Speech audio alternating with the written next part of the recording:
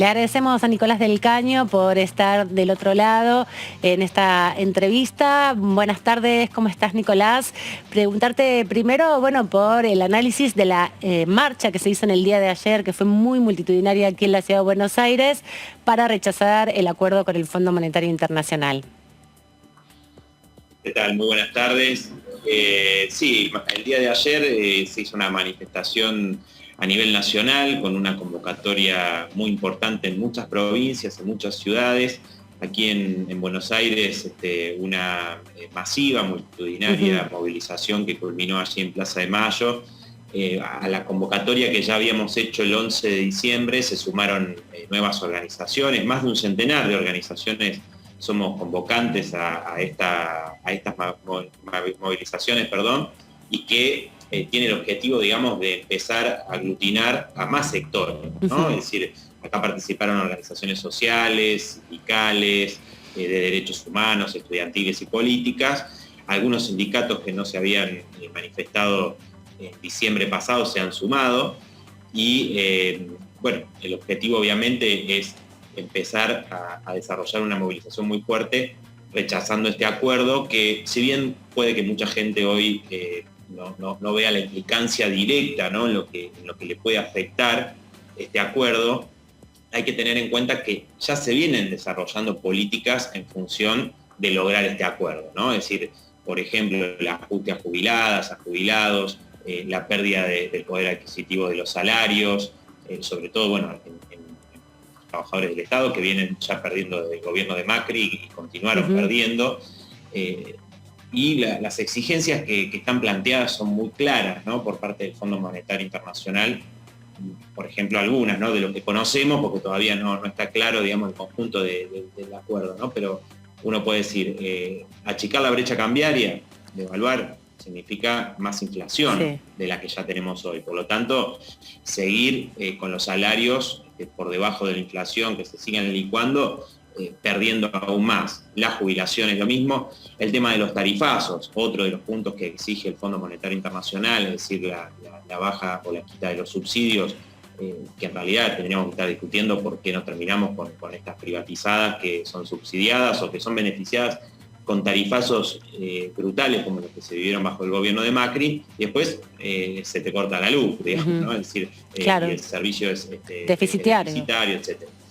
Y déjame decirte, antes de pasar si quieren, al tema del acuerdo y demás, en el día de ayer, en la movilización de Córdoba, se desarrollaron hechos gravísimos, porque sobre el final de la movilización, en la desconcentración, hubo ataques coordinados de encapuchados a distintas columnas de movimientos sociales, distintas fuerzas políticas, donde grupos de encapuchados, por ejemplo, en una de las columnas se acercó un auto con gente que estaba armada, con armas de fuego, que dispararon al aire, encapuchados, en otros se acercaron a las columnas generando obviamente temor. Bueno, hubo heridos, hay un compañero, un adolescente de 15 años del movimiento Barrios de Pie, que está muy grave en terapia intensiva porque fue apuñalado.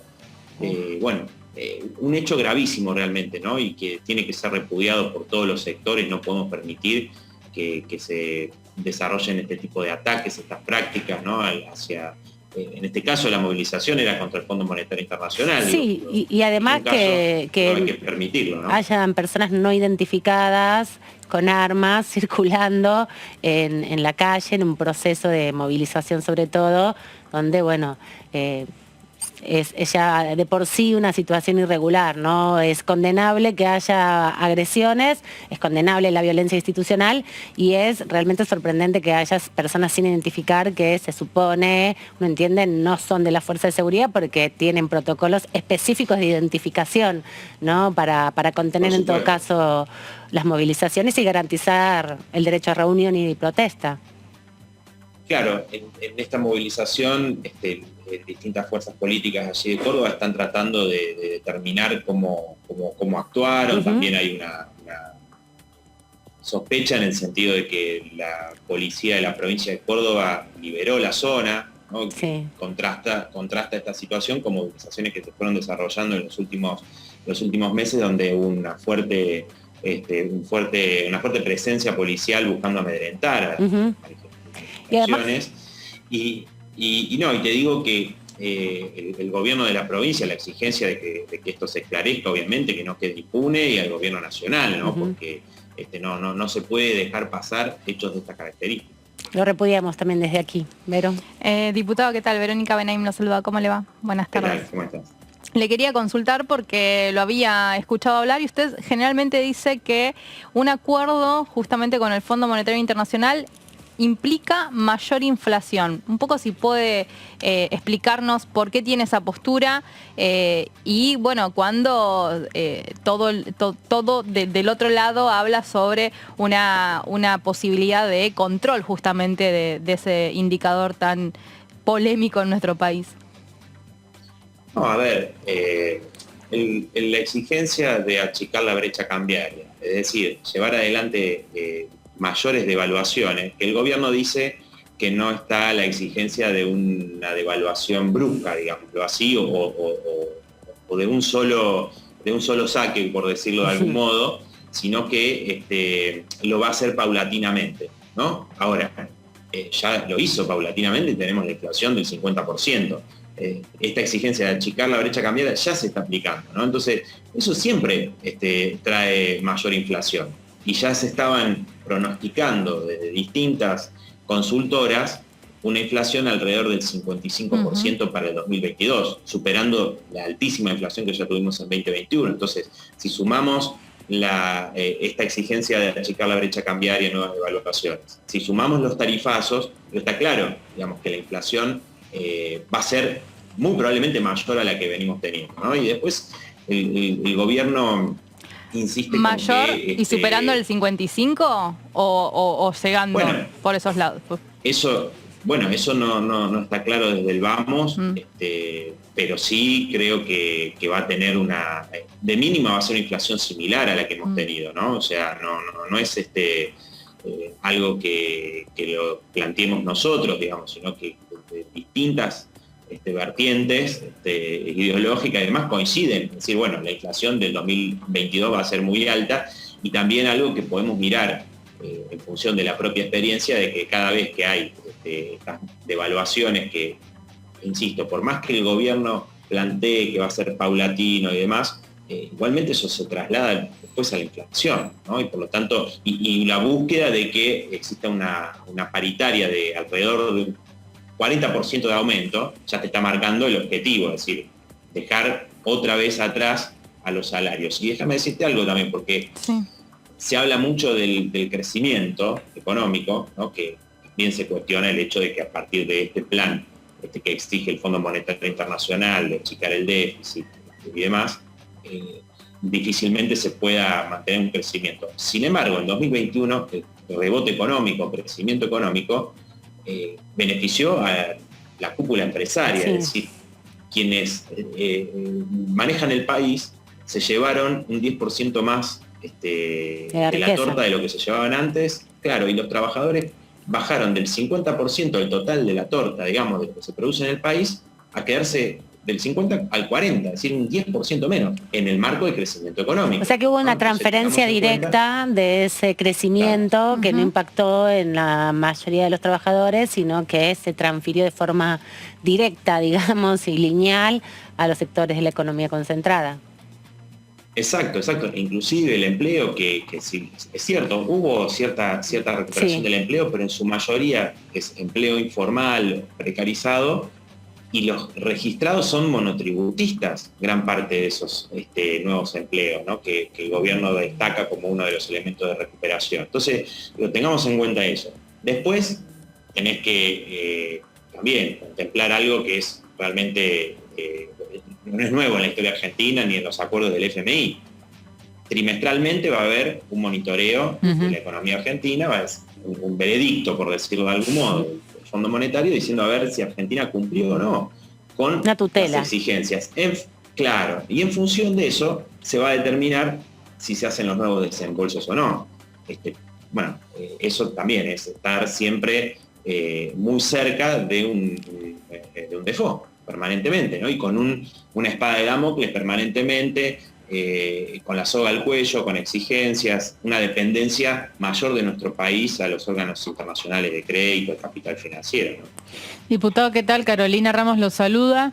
En relación a este tema, el kirchnerismo más duro, digamos, y un poco lo manifestó Máximo en su carta, hay legisladores que también plantean que la deuda fue ilegítima y que no hay que acompañar este acuerdo. ¿Hay como ciertos puntos de contacto entre el discurso de ustedes y el discurso de este sector del kirchnerismo que no quiere este acuerdo? ¿Hay relación, hay coincidencias en ese sentido?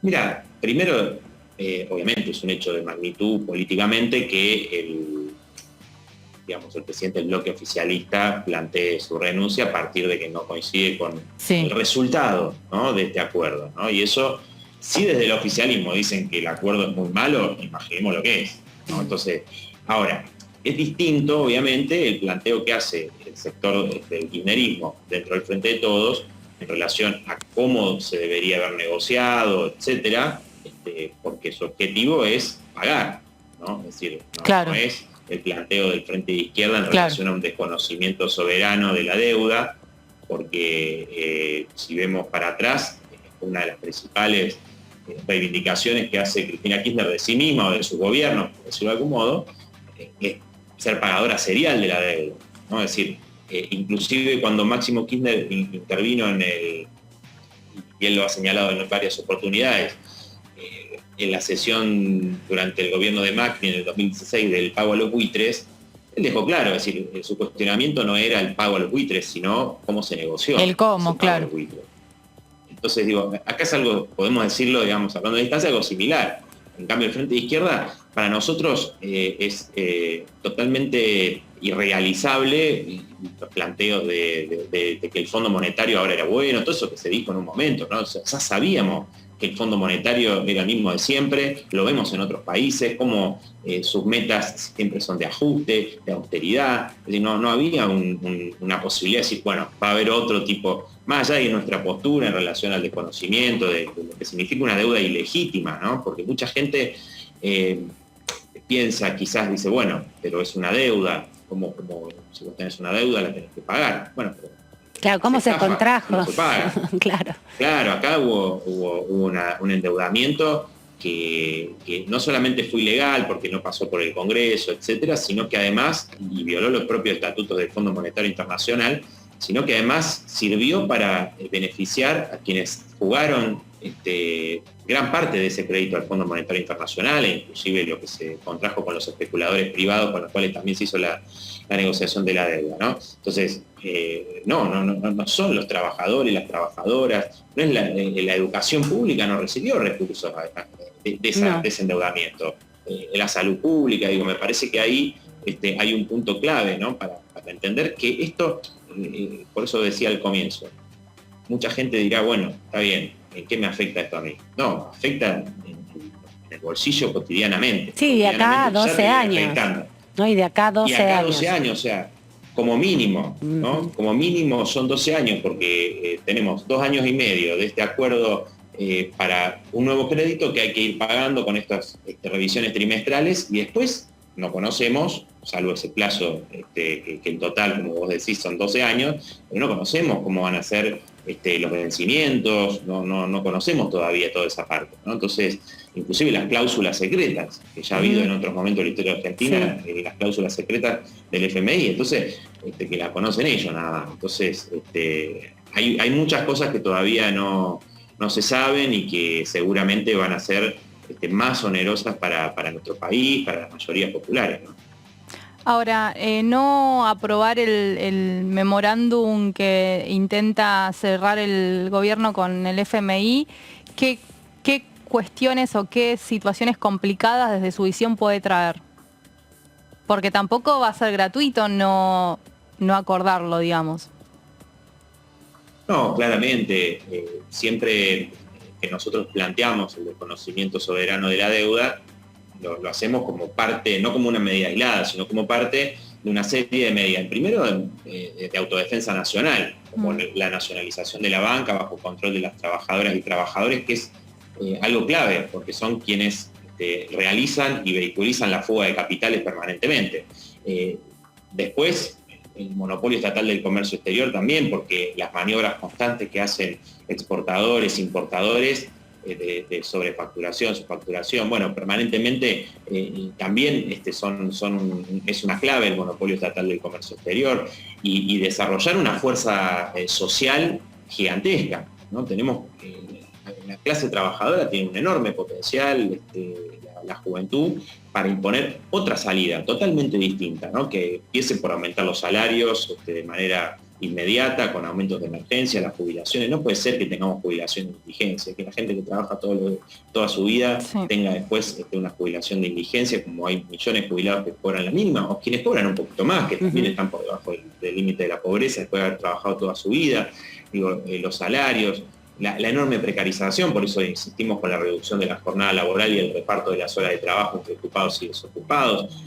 Renacionalizar todas las empresas privatizadas, los servicios públicos, es algo fundamental también. Todos los resortes energéticos estratégicos tienen que estar en manos del pueblo trabajador, ¿no? Entonces, si vos diseñás otro programa económico, social, que esté en función de las necesidades de las mayorías, bueno, obviamente te vas a enfrentar a... Ahora, eso no te aísla al poder actual.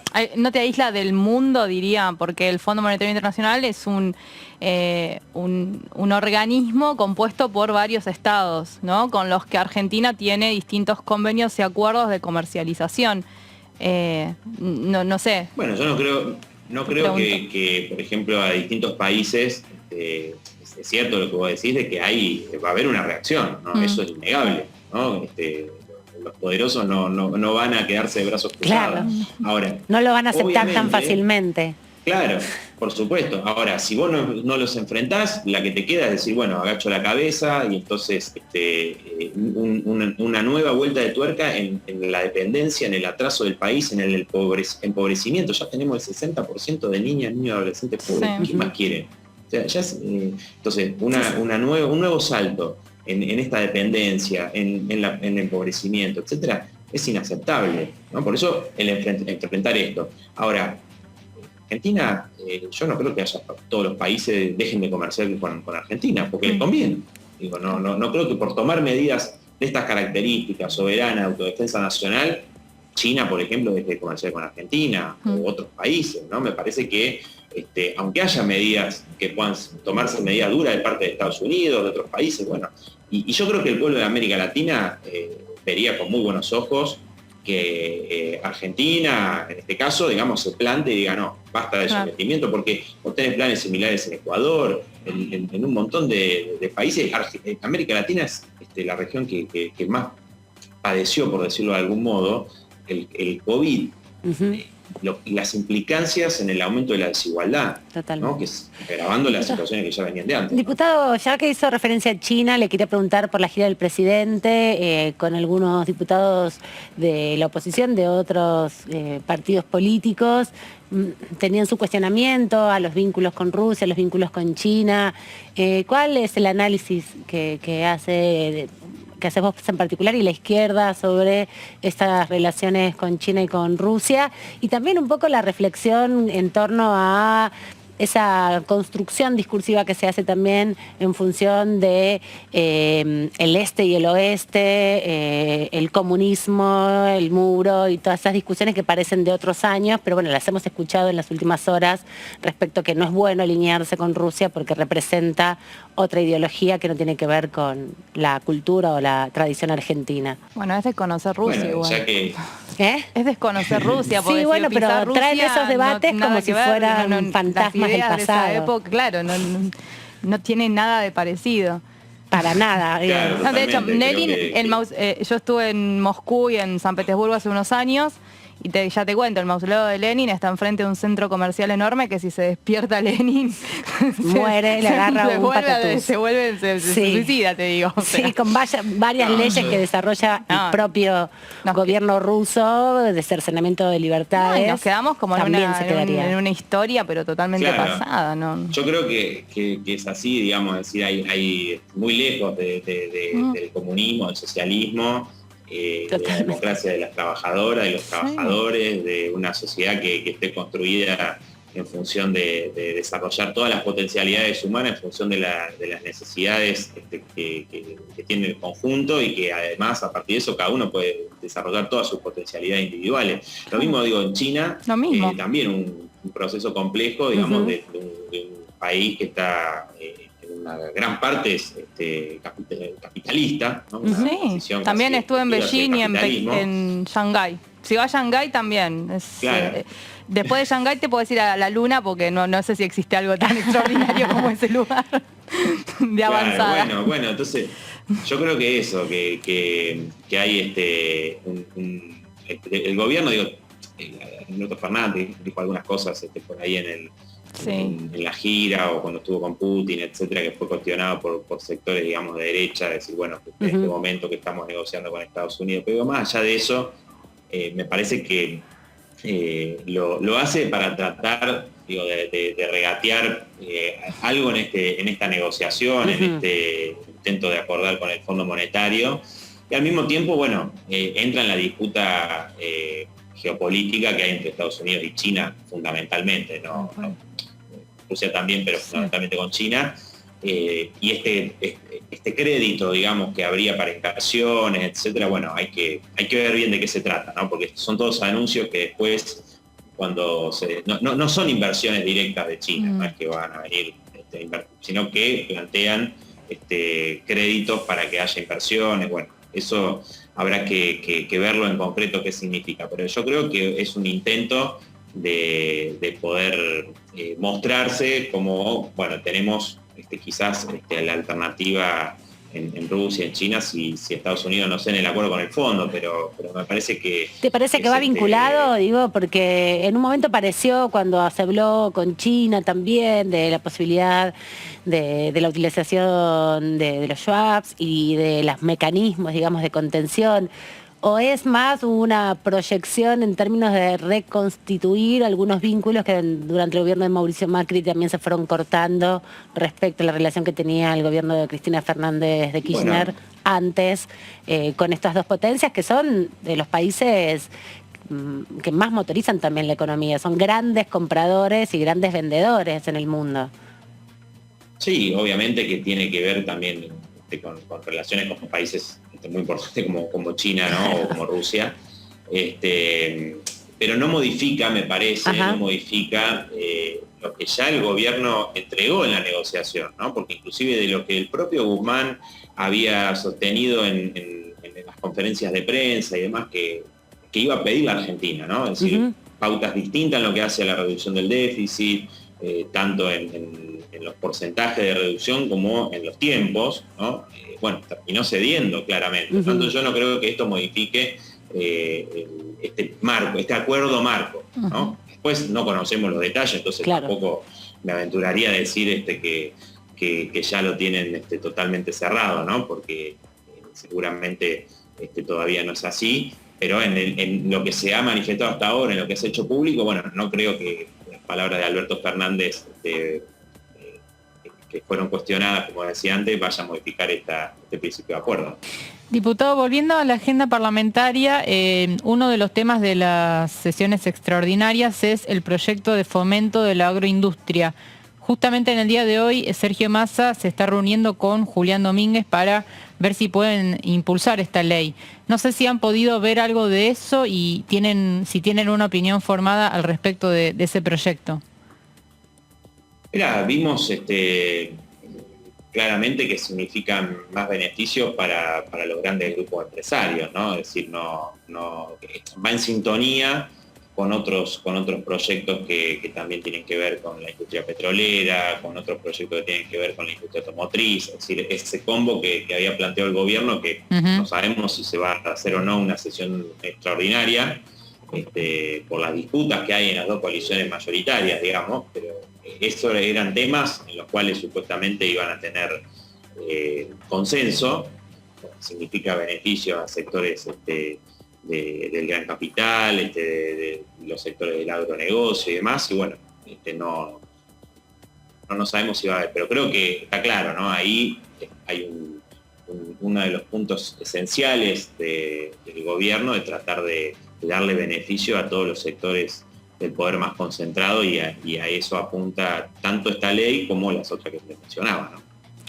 Y diputado, en relación también a otros proyectos que ustedes impulsaron de rechazo a la exploración de petróleo en las costas bonaerenses, a partir de esta resolución que a fines del año pasado se conoció del Ministerio de Medio Ambiente, ¿cuánto de esa discusión crees que se puede poner en debate en un contexto donde, bueno, el gobierno por lo menos y la oposición también de Juntos por el Cambio se presentan interesados en debatir el impacto ambiental, ¿no? Sobre todo la huella de carbono, sobre todo el rol que tienen los combustibles fósiles en el desarrollo industrial y también en el impacto en el deterioro del medio ambiente y el mar argentino, que ya tiene muchas consecuencias. Me acordaba ayer justamente del 2007 cuando aparecieron los pingüinos empetrolados en Punta Tombo y el rol que ha tenido también muchas organizaciones, algunas de Mar del Plata, de cuidado de muchas de las especies que aparecen también empetrolados a partir del traslado migratorio que hacen por el mar. O sea, ¿tienen la intención ustedes de discutirlo y de rechazarlo esto? Pero ¿cómo ves esa discusión aquí en la Cámara? Bueno, es obviamente algo difícil por la voluntad política que ha expresado el gobierno y gran parte de Juntos por el Cambio de avanzar. De hecho, el proyecto inicial fue llevado adelante por el gobierno de Macri, ¿no? La licitación, recordemos, Equinor y demás, todo esto empezó bajo el gobierno de Mauricio Macri y se le dio continuidad con el gobierno de Alberto Fernández. Entonces, es complejo que se pueda llegar a discutir en el Congreso. Ahora, si vemos las experiencias de Mendoza y Chubut en relación al rechazo a la megaminería, bueno, te da la pauta de que las legislaturas de ambas provincias tuvieron que retroceder sobre sus propios pasos a partir de movilizaciones masivas que pusieron en jaque a las principales fuerzas políticas, a los gobiernos, y bueno, tuvieron que retroceder con el intento de avanzar con el extractivismo de las megamineras. Yo creo que en Mar del Plata, de donde estuve hace muy poco, el 18 de enero, en la movilización, la segunda movilización que se realizó, ya van 3 movilizaciones. Bueno, se vio claramente que hay un rechazo masivo, como la gente que pasaba tocaba bocina, daba mensajes de aliento, la primera manifestación fue muy masiva. El propio intendente, ¿no?, que es Juntos por el Cambio, tiene una posición diferente porque no porque en realidad le interesa el medio ambiente, sino porque justamente la población de Mar del Plata se opone. Y hubo una resolución judicial, mayoría, ¿no? También. Claro, hubo una resolución judicial que hizo lugar a un pedido, ¿no?, de suspensión. Por eso, ahora, si vemos la audiencia pública que se hizo previamente, donde el 95% de las personas que expusieron, muchas y muchos científicos, especialistas que explicaron lo que significa la exploración petrolera en aguas profundas del mar argentino, que no es igual que otro tipo de exploraciones que ya se realizan en nuestro país, que trae graves problemas para toda la fauna marina, es decir, que tiene serios problemas, ¿no? El sistema, ¿no? Porque es una forma de exploración que lo que busca, sísmica, que lo que busca hace ruido permanentemente, para ver... Es una exploración sísmica donde, sobre todo el ruido, genera... ondas de movimiento. Grave problema, claro, un grave problema para distintas... bueno, están las ballenas, bueno, hay un montón de distintas especies que van a verse perjudicadas fuertemente, ¿no?, con este mecanismo que es de exploración sísmica, que se lo plantea como similar al fracking, ¿no?